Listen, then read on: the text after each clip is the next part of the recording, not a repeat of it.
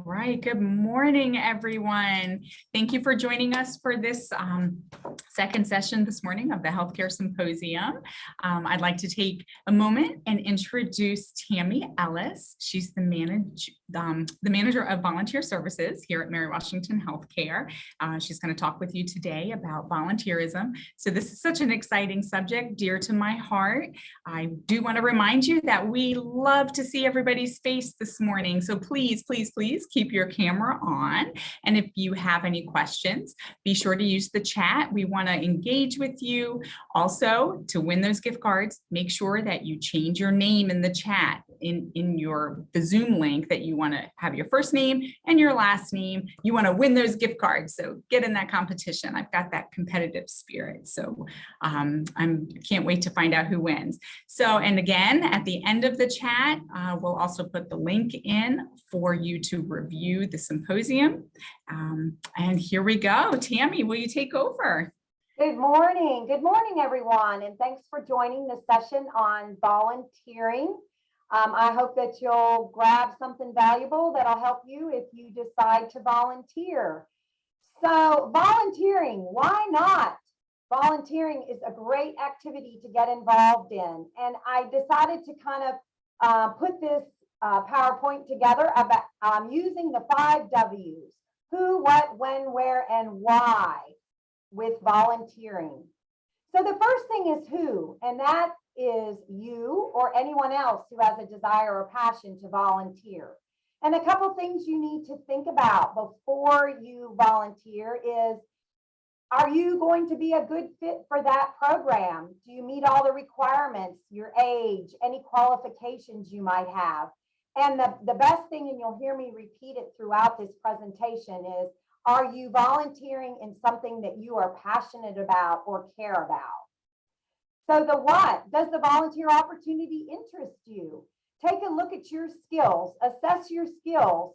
Do you have certain talents or abilities that would be really good for that particular volunteer experience? For example, are you really organized and detailed? You might be really great doing something administrative or something that requires that detail. Do you have a second language? That is really important nowadays. We're always looking for folks who can communicate with our customers, our patients, and even our staff.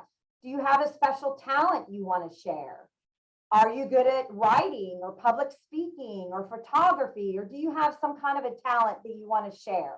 That's what you need to look at when you're looking to volunteer.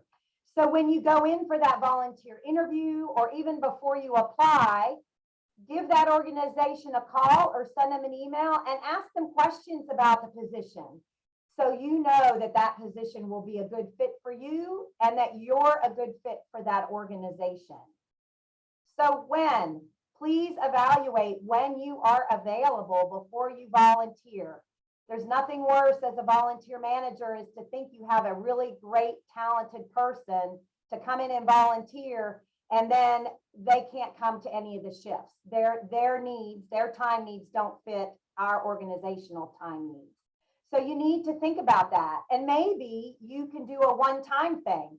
Maybe you do really well at a special event, or just helping one time, or maybe you have some time carved out during your week that you can do volunteer work. Monday mornings from 9 to 12, or Saturdays from 10 to 2. Think about your commitment. How long can you commit to that volunteer opportunity? We like to ask our volunteers to commit for at least 6 months, 1 shift a week for 6 months. And it just gives the volunteer something to think about. Is that something I can commit to? Please be upfront and honest about your availability and interests. If the agency offers you something and you think, I'm not really interested in that, then just say that. Say, oh, that's not really what I had in mind. I'd rather do X, something else. So think about that. And then think about, does that volunteer position fit your time schedule and your commitment level? Because that's really too important to us as volunteer managers, is we want committed, passionate, interested volunteers. We don't want to force you to come because you're coming as a volunteer. We want you to be happy and we want you to be a good fit. So think about the location of where you're going to be volunteering. Especially maybe if you're a high school or you're a college student, maybe you don't have your own car. Do you have your own transportation? Do you have available, reliable transportation? I know here at the hospital, we have a bus stop right out front. So we do have some volunteers who are able to take the bus. Or, you're volunteering, so you're not getting paid. If you're taking a Lyft or an Uber or some kind of a service, is it going to be worthwhile for you to volunteer? You might think, oh, the greatest thing I want to do is volunteer up at, let's say, Children's Hospital up at Washington, D.C. in Washington, D.C. Well, if you don't have transportation up there, then it's not going to be a good fit for you. So why? This is the big thing. Why do you want to volunteer for a specific organization? Does the position meet your needs? Think about what your goals for volunteering are, and does it fit your needs? And then in turn, we think about, is that person a good fit for our organization?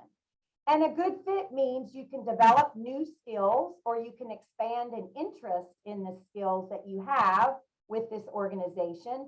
Or if it's something new, or if you don't know, like here in healthcare, we get a lot of junior volunteers who are high school aged or college volunteers, and they're just kind of exploring their interests.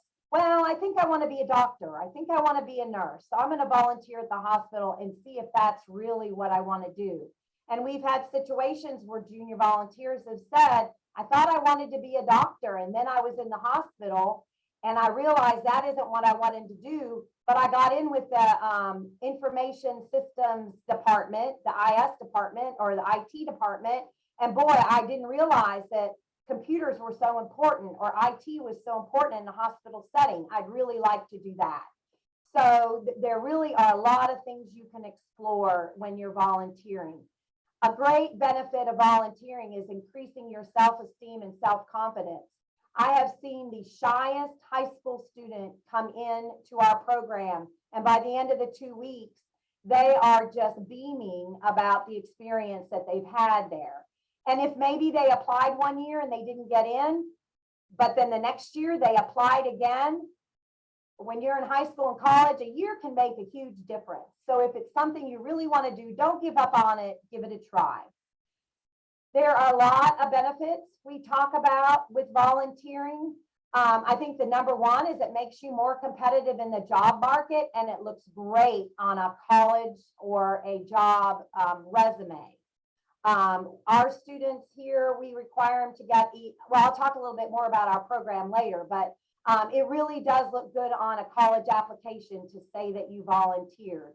And we are happy to provide the proof of your hours, and also a recommendation if you need one for college applications. You can list this, if you do a really great job, you can list this as a reference on a job application, and we do get those calls. And for a lot of our volunteers, our student volunteers, we'll see them come back and then have jobs with Mary Washington Healthcare, which always does our hearts good. We love that. It's a great way for you to try something new and different. You can also expand your horizons. And in that, I mean, you can gain a great network, a network of students from other high schools or colleges, or even as adults, you meet a lot of new and different type of people.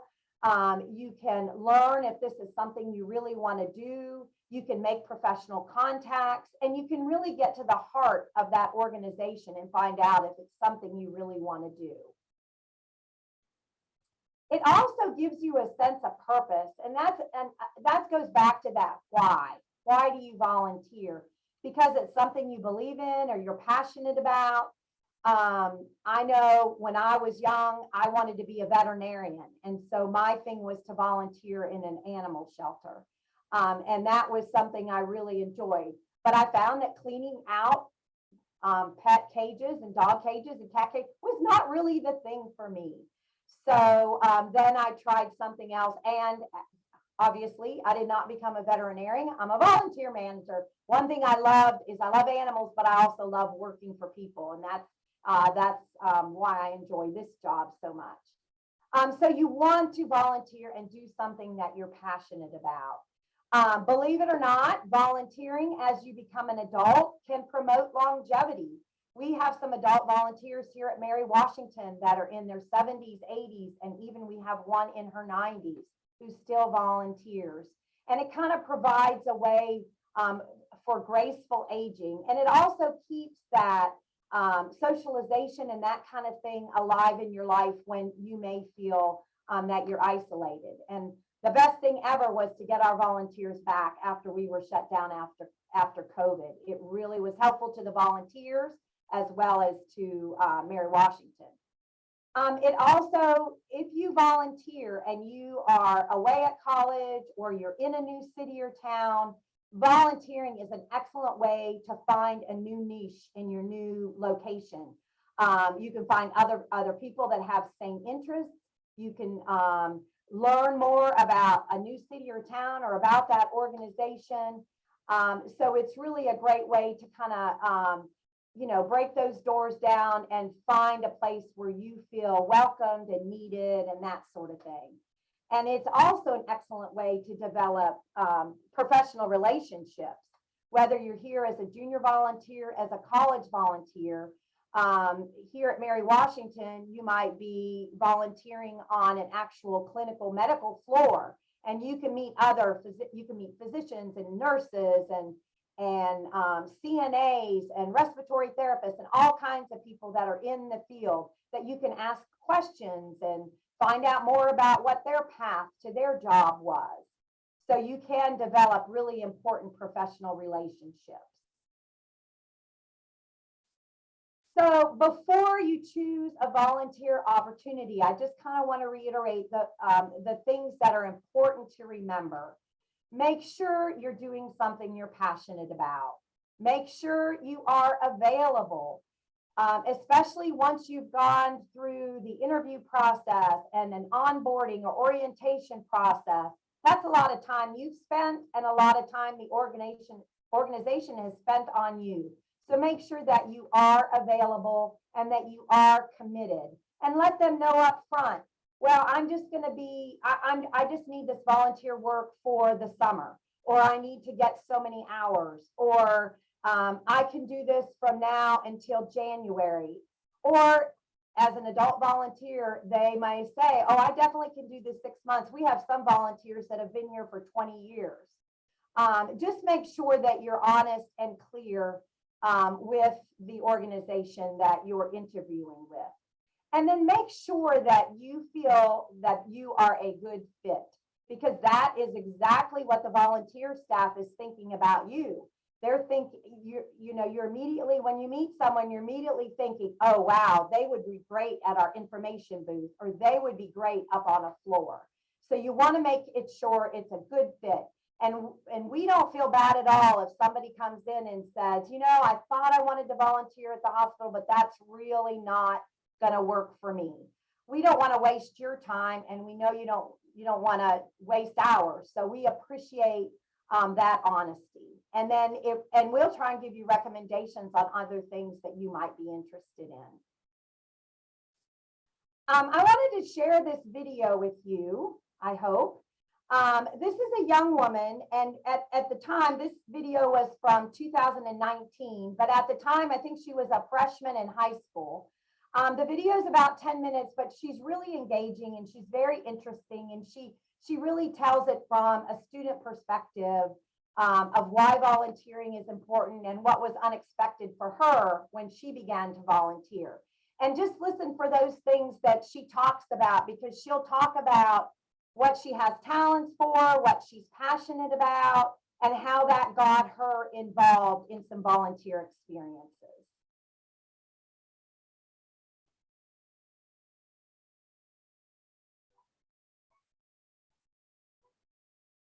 Can everybody see and hear the video?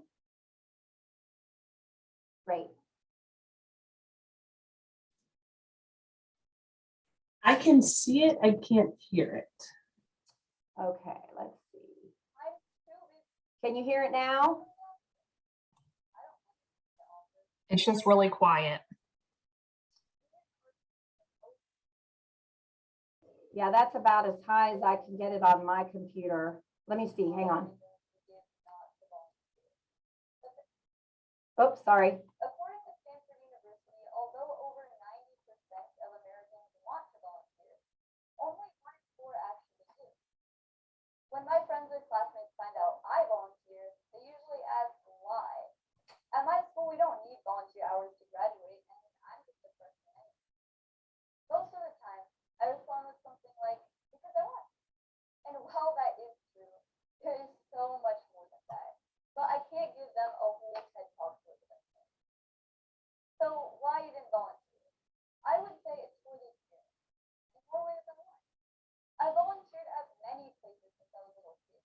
And at each place, I've done something I've never done before. The first time I volunteered was in 3rd grade. I started at my old preschool, St. Ambrose Children's Campus. One day, out of the blue, my mom asked me if I wanted to go into the kids day. And I thought, why not? I was excited to go back to my old preschool. But I admit, I was a little nervous about reading to 4-year-olds. Some of them were even taller than my 8-year-old self. But I went along with the plan. I read to them, tried to keep their attention, and for the first time in my life, I've done something way out of my comfort zone. I didn't realize how important that was, or that I'd even done it at the time.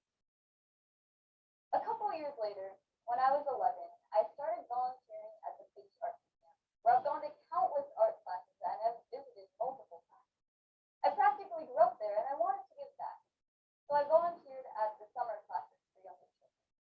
Basically, my job was to help the kids around, make sure they're doing what they're supposed to. I still remember one particular girl who came to most of the classes. She was very nice, but she was really into doing her own thing, which was mostly rolling around in feedback chairs. I didn't really know what to do about the situation. I'd never dealt with a difficult kid before. So I decided just to sit her out. Eventually she stopped and then we went back to the class. I learned a lesson in communication while volunteering at the Quad Cities Ensemble, where I played the cello. In 6th grade, I volunteered to take students from their practice space to their audition. And even though I wasn't the one auditioning, I was terrified. I've helped little kids at the children's campus and the biggies, but never scary big kids. When I first started doing this, I was more of a robot. I guided those nervous students through audition without saying a word, Tower of London style. But I felt really bad about this because I saw another volunteer helping out. He was a fellow student, although quite a lot older than me, but he was very outgoing and easy to talk to. He made the others feel relaxed as they were going to their audition. Seeing this made me feel like I was doing my job wrong, or at least not doing it properly. I realized that I would have to step out of my comfort zone and I'd have to be more outgoing. I volunteer auditions every year and it's taken time since then, but I am more outgoing now, even if that's not my natural disposition. Just last year when I was in 8th grade, I became more interested in medical career. So what better place to learn more than a real hospital? I volunteer at Genesis East Hospital and now play the cello in the lobby, work the front desk, and deliver art made by elementary school. On my very first day volunteering at Genesis, I went to go play the cello in the lobby. And apart from giving this talk, it was the scariest thing I've ever done. I'd never played just solo in front of strangers, so it was something that worried me the entire day. As I was setting up and I saw people passing by, some sitting in the chairs behind me, people going up and down the stairs, I got even more nervous. What would these people think of me? What if I messed up? I even managed to come up with the horrifying thought I would play so bad people would complain to the hospital. And who knows, maybe I'd even get escorted out of the building. But as I was about to start, I took a deep breath. And I told myself not to worry what would happen next. And just do what I do all the time. Just play. So I did. And yeah, I was nervous the whole time. And I did make mistakes. I still do. But I did something I'd never done before. Something I would have never imagined myself doing. And that gave me confidence. I hear people now ask, when is the cello girl gonna play? And I get to play music different from everyday orchestra. It's fun to switch from Beethoven's Fifth Symphony to Phantom of the Opera. An unexpected value I've learned from volunteering is learning to deal with awkward situations. And this happens a lot at the hospital. Whether it's a patient asking if I'm married to a visitor or someone mistaking me for a nurse, it's all happened even in my short time there. Genesis has a great program called Art from the Heart. In the program, kids from local elementary schools create works of art, and we volunteers give them to patients. Many times, I've been in a patient's room for over 30 minutes, listening to them tell me about their life. It can get awkward being in their room for such a long time, but I've realized that for many of these people, I'm the only one who comes to the I'm the only one who is there to listen. So in many ways, Art from the Heart has more than one meaning. Another volunteer assignment at Genesis is the Ambassador Desk. It's like a hospital concierge. Our job is to guide visitors, transport patients, deliver flowers to rooms. It's a pretty straightforward job. Just a few weeks ago, a man came in asking where the emergency room was because he had high blood sugar. I directed him on where to go, and as he was leaving, he turned around and asked for one of the candies on the counter. Not thinking, I offered him one. It took me a while to realize what I just said, and he just left laughing. But at the desk, we have a lot of responsibility, and with that comes the need for problem solving skills. I remember one of my very first days. My partner was off transporting a patient, so I was alone. A family came up to me and asked for the room of someone they knew. Now, finding rooms using the computer is the most basic task we do. All we need is a patient's last name and the room number to pop right up. I tried and tried to search for this name over and over again, but nothing was coming up. I explained to them it was my first day, and eventually they went to the cafeteria. But I was still determined to find this room, spelling the patient's last name any way I could, trying to get it to work. After countless attempts, I realized that I had not pressed the enter key to search for anything the entire time. So I did. I quickly wrote down the room number, found the family, gave them directions on where to go, and now I have no problem finding patients. When we get the chance, my family and I like to go to Riverbend Food Bank's Saturday backpack party, where we help assemble food packs for disadvantaged kids. We all have donated non-perishables through school or food to people in need, but we don't give much thought to the preparation required to assemble backpacks like this. If you've not seen this, it's almost a military operation. Volunteers stand next to a line of crates that carry the food, while other volunteers walk past with open bags, into which the others drop a set quantity of food. So imagine this to be a continuously running conveyor belt of volunteers. In just a couple of hours, we prep around 700 backpacks of food. After doing this the first time, it took me a while to realize just how many of these packs were going to my own school. My peers I see every day, people who I share a class with. This really was a revelation, and it set this experience apart from me, because it was one of the first times I truly understood I was actually making a difference. Since I was a young kid, I always thought volunteering was just a nice thing to do. When I look back, I realized how much I've gotten out of it. I've realized giving back to the community has given back to myself. One of the best feelings is when I'm playing the cello at the hospital and a kid comes up to me, curious as to what I'm doing, or sits down to listen. Or when someone says my playing made their day. Considering volunteering as boring, doing thankless tasks without a reward is a myth. I've made an impact on the people around me, and I've gained so many invaluable experiences. I believe volunteering is one of the best ways to grow as a person, to get out of your comfort zone and learn so many skills that will help you in your life. I've noticed volunteerism has boosted my overall happiness, lowered my stress, and given me the honor to say I'm making a difference. It's also given me a new perspective it challenges people, including my own fear state, and it's given me life lessons that I will carry forever. And that is why I volunteer. Thank you.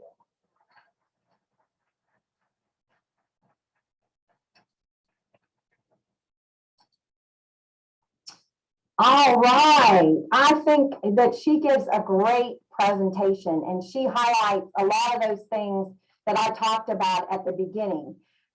Did anybody pick up on anything that she mentioned that you thought would be great to try or you've experienced in your own volunteer work? You can just unmute and just shout it out.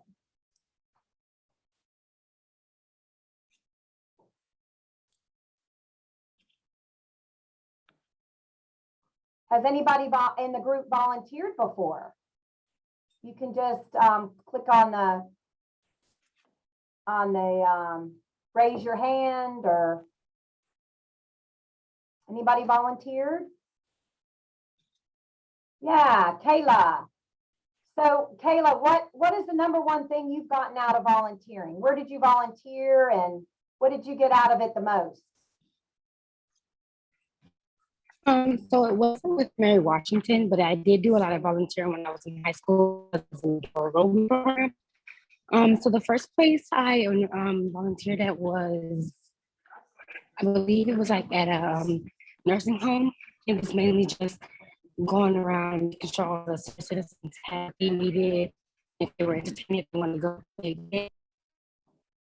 That's what I got out of that is basically when you have so much already given to you. Okay, I'm sorry, I missed part of that. I lost you a little bit. I heard you say that you volunteered at a nursing home. And what was the second one? Yeah. It was just basically, I learned from that, was basically when, they have so much life given to you already, you just give back whenever you can. And that's what I learned from volunteering there. Okay, great. That's great. Anybody else have a volunteer experience they want to share?